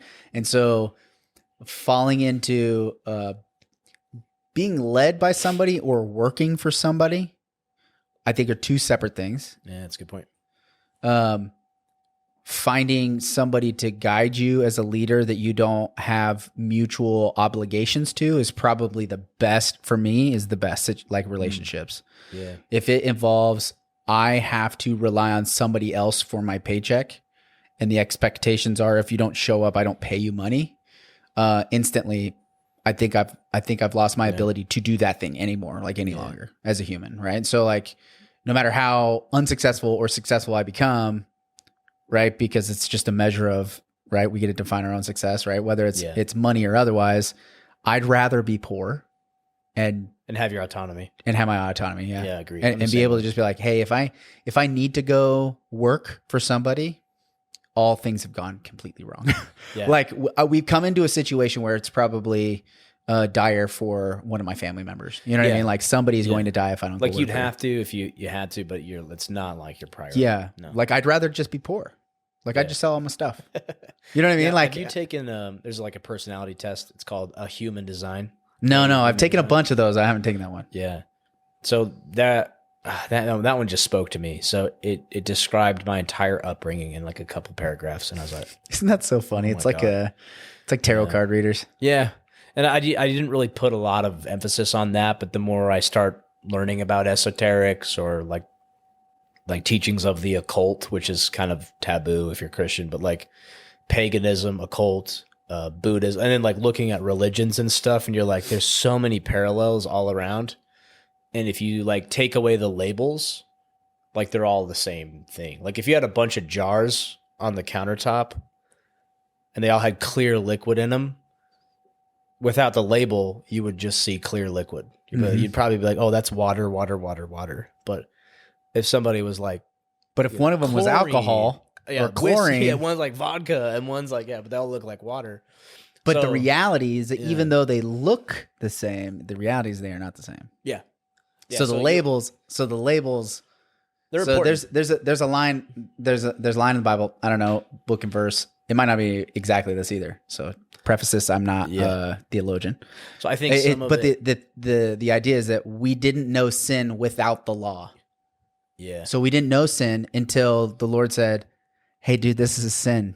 Don't have sex with your sister. Yeah. Yeah, like Like this that's is sin. the tree right? of the knowledge of good and Don't- evil, right? Don't kill your brother because Yeah. you're jealous of him." Right. I didn't think I needed to. Hey, listen, I didn't think I needed to say this. Everybody calm down. Abel's dead. Everybody calm down. Yeah, these guys are Cain. idiots. This is against bad. the rules, bro. Yeah. Like, let's not make this mess again, right? Like, I could just imagine, it's like, we didn't know sin until we were told, until it was written down, until we were told that's a sin, right? Yeah. We just did stuff. We were monkeys without mushrooms. You Yeah. know what I mean? And so then it's like, oh, this is a bad thing. So without those labels, right? Just to Yeah. kind of counterpoint it, it's like without those labels, we don't understand how to operate because we're just animals. Right. Well, like the labels are important. We're but then- animals that ate from the tree of the knowledge of good and evil, right? Like Yeah. we're just the only ones that went and did the thing that God told us not to do. All these other animals were real obedient and Yeah. doing the thing that God told us to do, but we didn't do that, Right. right? Now, if the liquid inside the containers is the same, but the True. labels are different, that's when you're like, huh. That's a good point. You know, you're like, by their fruits you shall know them, right? Mm-hmm. And so I had this conversation with my dad a while ago. I was like, so I'm like, your religion, he's Mormon, so he's I just gotta grow apples. Sorry, by the fruits you'll know them. And you're like, hey, if I just grew some apples, people will think I'm righteous. 'Cause I bear I just fruit. gotta- It says in the Bible to bear fruit. I grew some apples. I'm good. I just need an orchard, dude. Yeah. Yeah. You're like, yes, that's what it says. But God, Yeah. I'm sorry. Let So me I'm explain like- this. No, dude, he's like, Sorry. I'm like, so you're sitting there holding a fruit and you're saying this is the best fruit on the planet. It's the only true fruit. It's the most nutritious. Like, you won't go wrong with this fruit. You know, like, well, how do you know? Well, I've tasted the fruit and it's good. And I'm like, well, guess who's doing that on the other side of the world? Like, you have this Indian kid or this Indian guy's name's like Ranji, and he's like holding his fruit and he's like, this is His name could be Tom. Yeah. I met an Indian kid named Tom. Yeah, I mean, depending if you're in a call center, they're all named like Tom or Bill, you know. But like his name is like My name is Ranjit Chad. Sakaharachachichi or whatever. But so yeah, like someone else is holding fruit, and they're like, "This fruit is good too," and like, well, there can only be one fruit that's good, and I'm like, that's kind of dumb. I'm like, so you're gonna get to heaven, and Ranji's gonna get to heaven, and they're gonna be like, I don't think he gets to heaven because he's they're got the gonna- wrong fruit. yeah, man. they're gonna go like, oh, sorry, Ranji, like you didn't know about this fruit halfway across the world, like this fruit, you should have had this fruit, bro. And then like, sorry, Ranji, like you got to go, you can't enter these gates, you know. And I'm Yeah. like, just that concept alone is like, Ranji and Bill will say, so the Christian and the Hindu or whatever, they got their fruit and they're like, this is the fruit, this is the one. and they bank on it, and they both live, let's say, equally. Have you ever good met lives. somebody that know anything about Christianity? Have you ever met someone that didn't know about Christianity? I mean, knew of it, but they're probably misnomers and misconceptions completely. But they had the opportunity. Sure. But that's not the point, though, because that's a. But Christian, the point saying like that's a Christian thing to say, that's the right? assumption though that they never had access to that fruit. But I think the argument is But that if they're that both ultimately, good fruits, but ultimately, yeah, along those same lines, does that sound fair? Like the scenario you painted, is that fair? Does it sound fair? Is that kind of your point? that's my point. Is like if God is merciful and just and everything like that we want God to be, and there is like a judgment seat at the end of the day, like, you know, who are we to say who's going to be judged? We have no idea. Honestly, like, we really have no idea what that judgment bar is going to entail. We just kind of speculate on it. Even Christianity, they're like, yeah. And I think that line of thinking is more to control the hearts of men rather than uplift them. Because really, if you have good fruit and the fruit of the tree is good, then it's good. Mhm. Like, whether or not you got the right good tree, it's like, well, damn, like apples are good, oranges are good, all this other stuff. These are all good. I love pears. Like, damn, there's so many good fruit. And then we're just arguing which fruit is the best fruit. But I think we're assuming though that how do we define what that good is? That's the Right. point. And so if you said my good, Like, what's the best color? my good is loving children in a very inappropriate way. Yeah. I think that's good though, Blake, Oh, that's because I love them yeah. and they're young, but I'm attracted to young people. And But I that's think not that's a- good, Blake. That's not a good tree, though. A good How fruit. do you know? Yeah. Well, I think it's good. well, if somebody was like, "Hey, I got this. Like, I what do you love want to them. eat? Do you want to eat oranges or do you want to eat a piece of shit?" And you're like, just yeah, because clearly. somebody has like a perversion, you know. But that's the thing though, is that like that perversion, right, is understanding the nuance of those perversions, like what is good. And I think that's an extreme example. Oh, so I agree. Because so like going back to like if we were just understanding, you know, what's the conversation at the end of it, right? It's like salvation, like what happens at the end, right? Did I live a good life or did I not live a good life, right? Yeah. And truthfully, I think everybody lived a good life up to a point where they stopped living a good life. Because I've done things that are not good, Yeah. right? Lots of things that are not good. In comparison to somebody else, it's either good or bad. Mine is bad. Yours Yeah. might be worse, but yours is bad too, right? We still fit in that bucket. and I'm not at all saying No, I know. we I should like the allow debate. everybody. If that anybody's fits still their listening, fruit group. No. this conversation's No, but- fascinating though. What I'm saying is, if you take two devout people of any religion that have lived morally correct lives, like Based on their definitions of morals or Yeah. each other's, yeah, right? So let's say they've done good.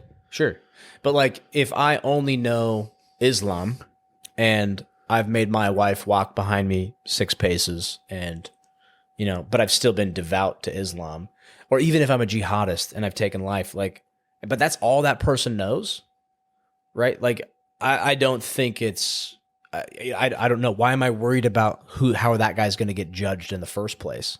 You know, so it's like if you have a good fruit, if you have something good and it's believing that, like, you're not better than another person who has something equally as good. Yeah, agreed. Right? That's the whole point I'm talking about. It's like, so in my dad's mind, or in the Christian's eye, it's like, oh, that person is going to hell. I'm like, why is it so black and white?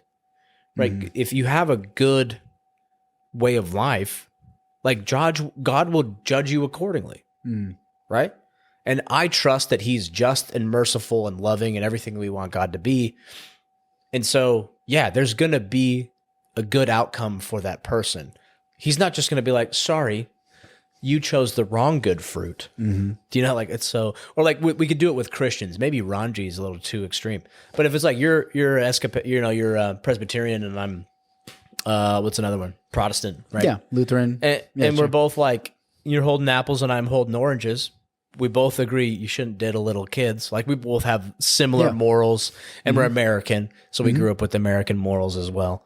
So we're like, okay, like, you're going to hell though.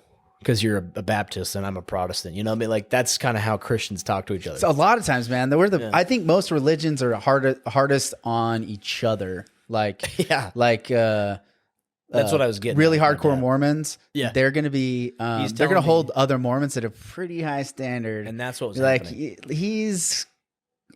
he just goes to a Baptist church, so let's just give him a pass. He doesn't have the big window that we're Yeah. looking from, right? So like he gives them a pass, where it's like, wait, you're a Mormon, I expect you to be better, right? Yeah. But I think but truthfully, like my own belief and why I believe there's one truth, there's one way, and part of the reason I believe that is because the opportunity to lead a life where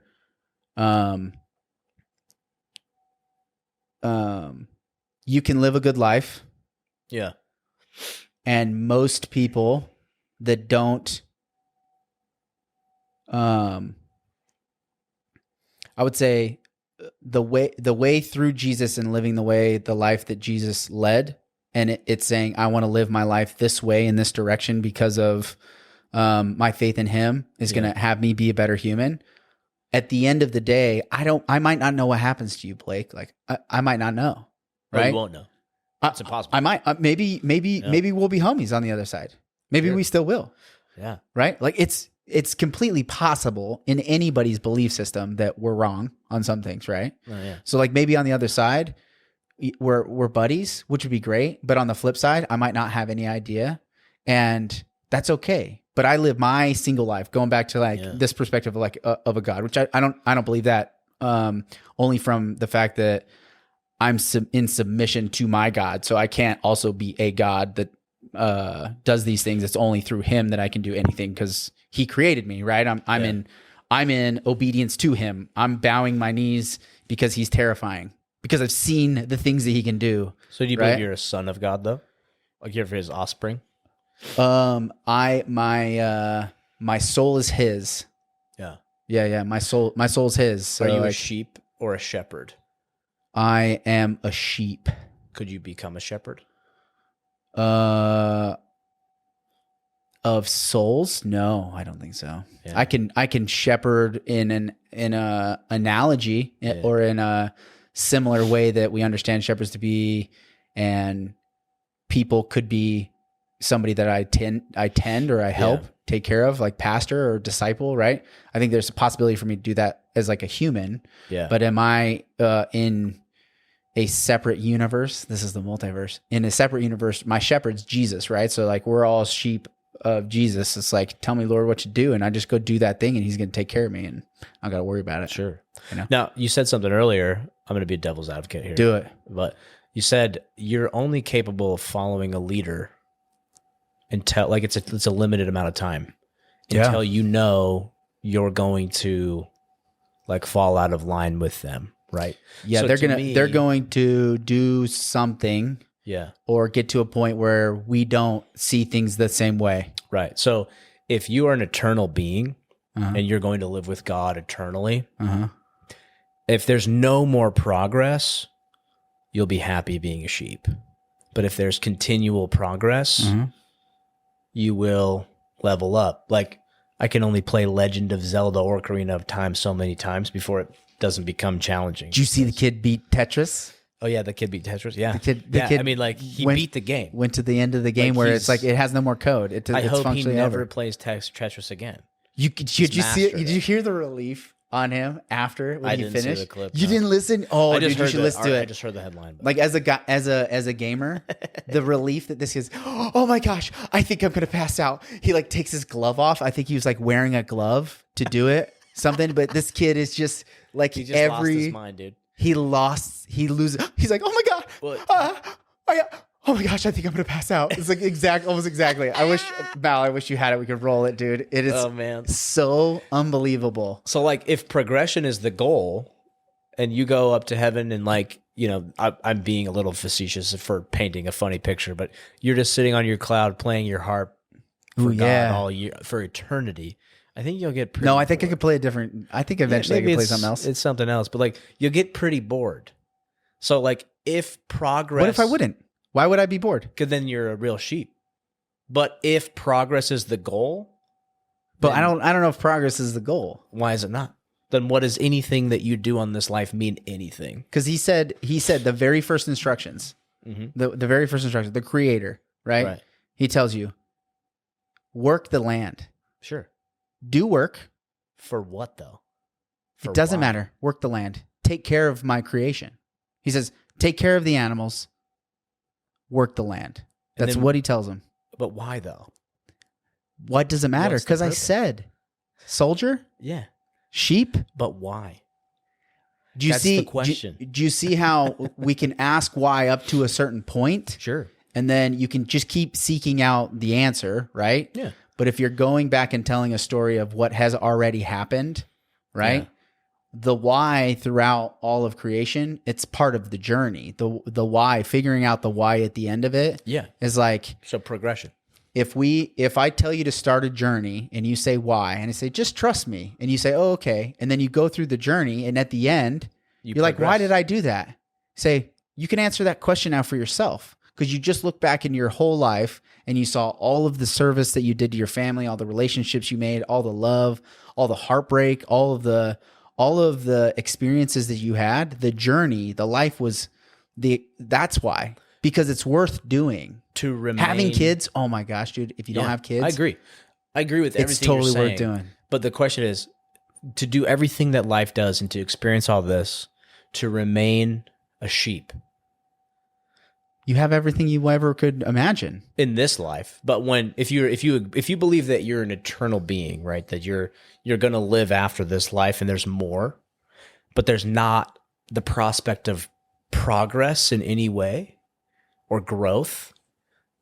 That's the only reason why. So every single religion that believes in an afterlife, it's just kind of tied up nicely with this bow, and nobody ever questions that bow. It's like, well, if I'm going to live with God again, and like I'm just going to, for the same analogy, I'm just going to play a harp for him for the rest of forever. And if you could do anything, what would you do? Like let's bag the harp. Yeah. And be like, if you could do anything for eternity, what would you do? I would do whatever's next. So I want to go the journey. I want to go adventure. I want to go learn new things. Okay, here you go. Yeah. He just gives you new things to learn. Yeah, but a sheep can only do so much, right? So the analogy might be limiting. But not really. Yeah. Like how many... Eternity could literally be whatever. You're like, oh, I just keep doing anything that I want. The next thing that I could do. Yeah. Right? So why would you stop being a sheep if you could just keep going and you have protection? You're not going to die. You don't have fear. Fear's gone. And you're just like, what's next? That's what makes this life so amazing. Fear? The prospect. That's crazy. I think everybody talks about like abandon fear. What's as soon as you could get over your fear, you could do anything. That's like the talking heads. That's what they all say. No, dude, that's what it's like. 'Cause, like the fact that I can die makes life better. Makes it more interesting. The fact that I can progress. Some people look at death as exciting. I do too. I look at it as exciting. I think it's the next step. It's so it's not real fear. If you don't want to go away from it. Yeah. Life's split up into things you want to go towards or go away from, right? People actually act more on running away from pain than running towards pleasure. That's a psychological law, right? People are more apt to run away from pain versus toward pleasure, right? And I would say that's like your physical body saying that more. It's the neurons. It's the parasympathetic versus the sympathetic nervous system, right? Yeah. But like if you could really get true to your like authentic self, your soul, right? If you are an eternal being, if you lived before this life, if you're going to live next after this life in some other afterlife, that's like your true self. And so if I can progress with one life and then it's done and I'm just like happily sedated as What's a the song? sheep. What's the sedated? I want to be sedated. I want to be sedated. So yeah, it's like, that's the thing is like, I think there's more to come. That's what's exciting to me. Yeah. That there's more beyond death, that like, if I am a son of God, like if I am an offspring of God, like I'm anointed to progress past. That's being a sheep. That's the best word. That's another really great word. Anointed. You want to have somebody completely turn off everything that they're listening. They're like, anointed. You say the word anointed, and they're like, "Oh, I'm gonna stop listening to this conversation." Yeah.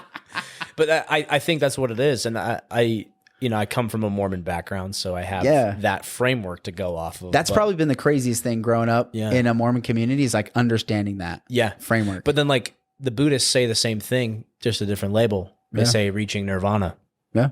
Right. Reaching nirvana is like the next level, or like people that talk about tiers of consciousness, or like being third and fourth and fifth dimensional beings. Yeah, isn't that Scientology? Progressing. I mean, it's a lot of religions. Scientology has aliens and shit. So yeah, but I don't know, there might be aliens, bro. But dude, to me, it makes sense if there is progression, if there is growth after this life, if there's more experience to be had, the only way really to exist in this plane is like to come back in a different form. So reincarnation is probably the most logical.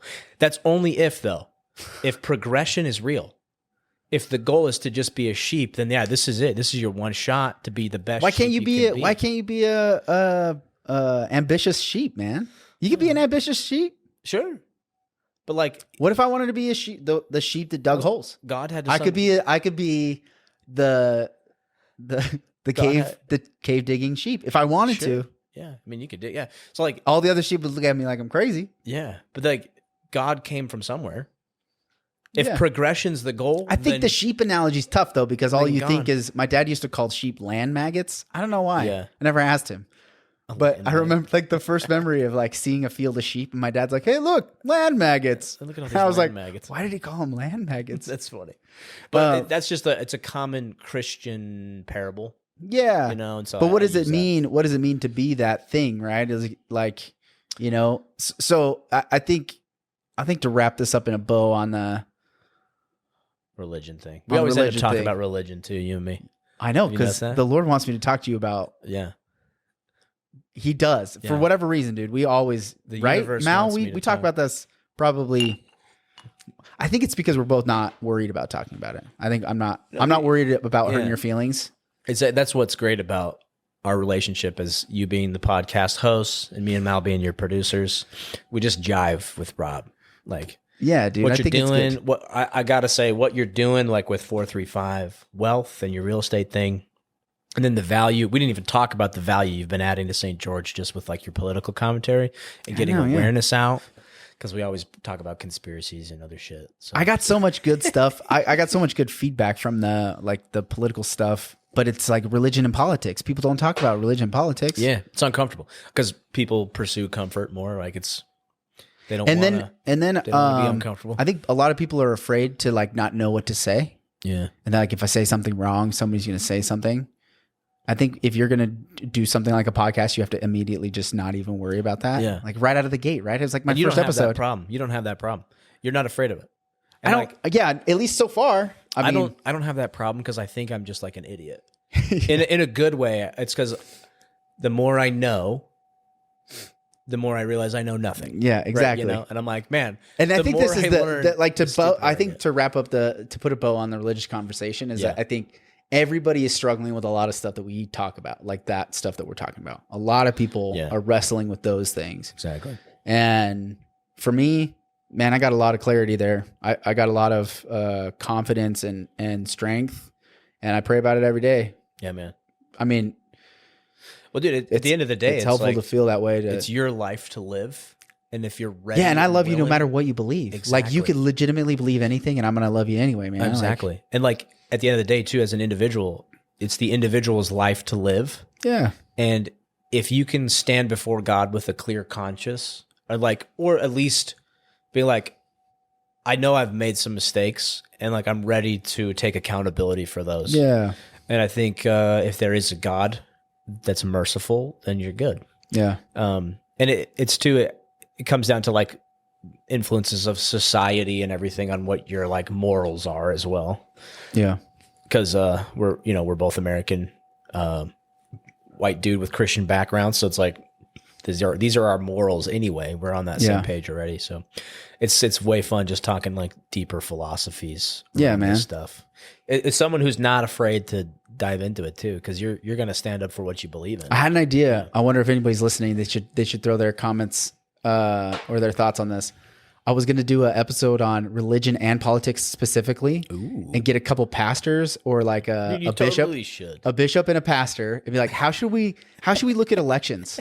Like, I want a biblical perspective on politics, like in today. Because dude, that's a great idea. For 2 centuries, for 200 years, the United States and religion have been legitimately like as linked as possible, right? In God we trust, the Pledge of Allegiance, saying prayers in school, like all these things. Like this is like the Christian ideals. Politics and religion have been attached completely, even though people talk about separation of church and state, right? Yeah. But I think we're officially in the world where they're separate. Like the goal to separate the two is almost officially complete. Aside from taking it off our currency and just ignoring the fact that it's part of the Declaration of Independence and the Bill of Rights, it'd be gone, dude. It'd be gone. It would. So, and this is the first generation. We are the first generation that actually happened in the United States. Well, that's a big deal to me. I don't think it's a pure separation of church and state. I think it's a separation of church and Christianity and other agendas like hints of socialism and communism, which are lacking religion, but in a way they're very, very similar. I'm pretty sure they were religion. most communists. Yeah.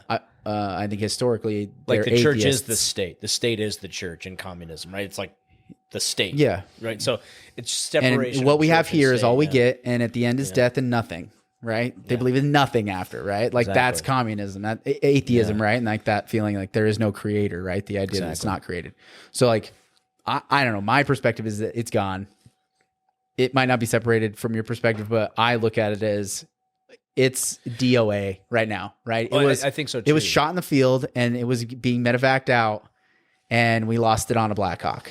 Yeah, and I think what's creeping in the void is other ideals that are not necessarily church. I think church and state, I think they're actually balancing. Now that you say it like this, I think church, a good, morally sound society of a nation, balances the state. And the state also balances like the church in a way. It's like a check and balance, but I don't know what the right one is. Like, I don't know what works and what doesn't work. I mean, that would you look at all fascinating. You look at all the different cultures, like what all the different empires, all the different civilizations, right? And God's sovereign. From my perspective, God's sovereign in all these things, right? God's working through anybody, no matter what, like all of government, right? Like if that's true, then, you know, the Chinese leader is getting influenced by God, whether he believes it or not. God's there doing this thing for this particular reason to put us in the situation we're at right now, right? Like that's sovereignty. If you believe in that creation, you know, ideal. So then like doing a whole episode on like Southern Utah, I love like that. cultural religion, and how should we be viewing politics? Like what's in alignment with our culture? And then probably having somebody that's not one of those, right? Like what would be the third, the third religion runner up, right? Like an atheist, maybe. I don't know. Maybe. I think a lot of them are just like wanderers. It's kind of the best way to describe it. It's like somebody's like, I believe in something. You know, it's a little bit of this, a little bit of that. It's a little bit, you know, they might not find like organized religion as something they fall or assign them to, but they believe in something, you know? It's like this other category. Yeah, it's what that will accomplish though, bigger picture, is just we need to have better, more controlled and more like controlled by the people, initiated by the people, controlled by the people participating, lines of communication. Yeah. Like, why can't we have dialogue? Why is it always so inflammatory on the internet? Like, why is it so... I know that Gary Henderson, we talked about the mosh pit. Like, there's just like technology, social media is lent itself an identity. Term, It's lent itself an identity is that you can say whatever you want, and you're there to fire somebody up, and you just relegate your. You know, there's so many people that are participating in that way. Something and someone missed the comma. Yeah, and you took it completely wrong. Well, I mean, it's truthfully, it's fascinating to hear the feedback. I have a couple of people that loved the episode with Gary Henderson, and then a couple of people that absolutely hated it. So it's just funny how even in long form dialogue where you do your best to sound like you know what you're talking about and to convey an idea and a thought, and there's 50% that are just like, this guy's a this guy's a kook, or this guy's so smart, he's so brilliant. You know, it's like it's just it's crazy. And the to bigger me. picture is it's like the dialogue just has to keep happening. Just has to keep talking. Yeah, we just have to keep talking on it. Like, exhaust it. I don't know. Like, well, let's say like pick any politician. You don't really know them. Like you've heard 15-minute speeches from them that were prepared by somebody else. You don't know your politicians at all. Yeah. So like I think the only politician in recent times, it's the Swami guy. And then Kennedy. Vivek Ramaswamy. Vivek Ramaswamy, and then Kennedy. They're the only people that have gone on long form.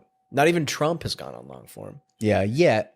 I mean, he should. Like he's got a lot going on. Dude, it's podcasting and long form. It's the best way to know people. So the funny thing is, I wonder if he's just being strategic, you know, with like what he does and like where he feels comfortable too. Sure, you know, and this is something I've realized too is inviting politicians onto the podcast. Some of them are just like, oh yeah, just tell me where to show up. Yeah. And then others are like, what are we going to talk about? I'm going to call this guy ahead of time. It's like, hey, I was thinking about this thing before we meet. Right. Yeah. So it's interesting to see the different personality types just in asking them to come do it and then sit down and you can see where some are polished and they're ready to go. They were prepared for this. Yeah. And then a bunch where they were just kind of seem like seem like a guy with some thoughts and he's not calculated. It's like, sure, I'm going to serve. Like this is a job that like, I know I'm supposed to facilitate this thing. Here are the rules. The community's voted on these ordinances and these rules, and I'm going to execute the job. Yeah. And it's like, you know, the governors, the city council members, I don't necessarily need them having ideas, truthfully. Well, yeah, I kind of want to just of the do people, what right? just do what you're told. Yeah. A little bit. They might lean a certain way or do something, but like, yeah, it's true. I don't know if I really want the polished servant. politician. Yeah. I don't know if I want the politician really being the one in charge. Like, I don't know if I really do. There's some great ideas in there and they get a lot of progress done and there's a lot of cool things that come out of that. But is that the best thing? Yeah, they're really representatives of the people. Yeah. Is that the best thing? Does the community really want that? Or do you just want that and there's a small group of individuals that are telling you that this is a good idea and you're like, oh, okay. Yeah. Right? Imagine and it's hard. having like an argument with your wife, but you had to pick a representative to represent you. Yeah. And she had to pick a representative to represent her. And then you're just It's even home selling. It's funny. Home selling. I think people having realtors sometimes get in the way. And realtors will be like, Rob, don't say this. You're going to get, no one's going to use a real estate agent if you tell them this. Real estate agents get in the way of a deal so often. Yeah. It's so funny. You just put another representative between you and the other party and you're supposed to negotiate. You shake my hand and then I'll shake his hand for you. Yeah. Yeah. Like, so that I can make sure everything's fair, right? Yeah. It feels you doing when that. you, yeah, exactly. Yeah. You're doing this. And this handshake, you're gripping harder. Yeah. And then your toes are crossed. You're like, I got both these suckers, you know?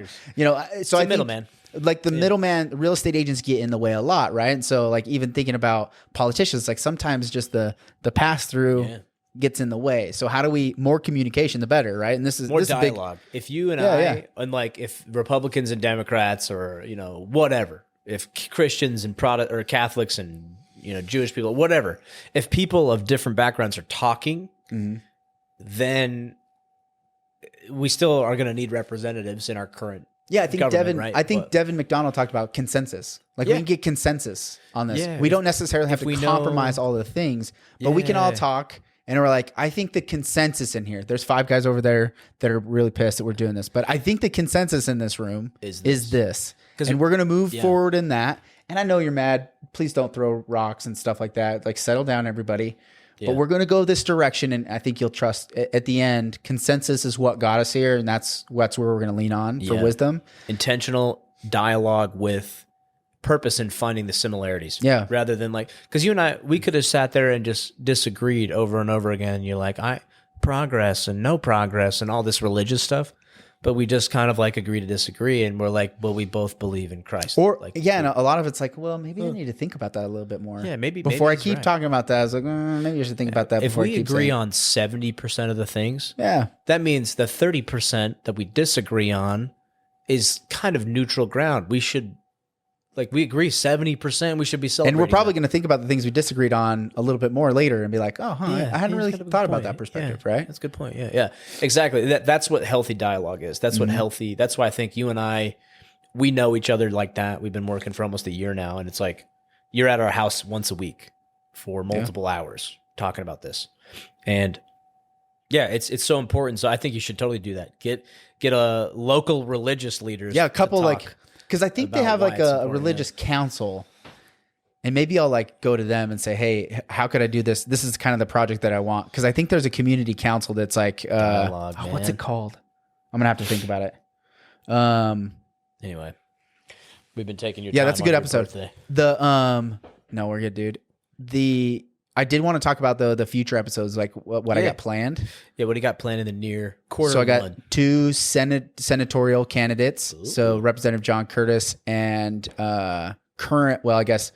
former Speaker of the House of the Utah House of Representatives, Brad Wilson. Oh, sweet. So I got both of them scheduled.